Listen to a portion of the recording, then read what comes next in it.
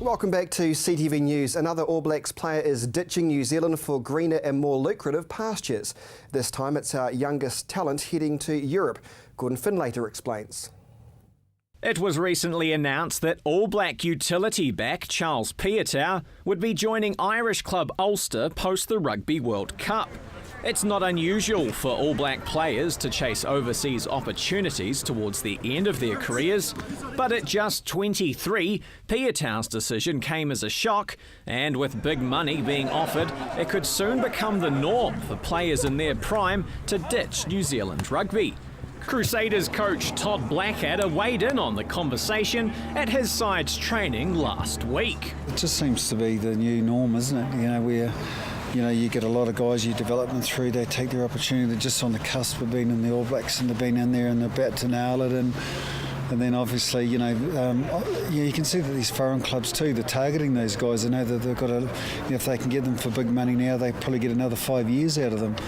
Whereas, the old traditional thinking was that they'd go at the end of their career after giving everything back to New Zealand rugby, but it's no longer the case. So, everyone has their price, I suppose. The latest player finding himself with a big decision to make is Crusaders' first five and fullback Colin Slade, who will reportedly be offered $720,000 a year if he signs with French club Payou after the World Cup.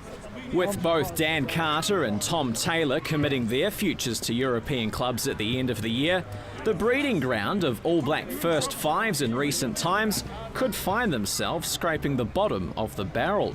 I just think the Slady, he's got a lot to offer New Zealand rugby. I don't think anyone here wants to see him go. I'm sure the All Blacks don't either, but for him it's got to be his own decision. Like, we all have different motivations at different points of our career, I suppose, and everyone has their price, I suppose. Like some of the money being bandied around, if that's the case, is just ridiculous, isn't it? I mean, it just makes it so that you can't compete here in New Zealand. And it just really comes down to whether guys still want to play in the All Blacks or not. With European clubs having such a strong financial pull, New Zealand rugby may find themselves regularly being outbid on top talents. One of the challenges that we have around, we've got so many experienced players here, is that they eat up 3/4 of the salary cap, and then you've got a whole, you've got 18 or 20 young guys that you want to retain, and we just can't compete. So we've basically got to just have a wee rethink about, a rejig about how we go about it. Gordon Finlater, CTV Sport.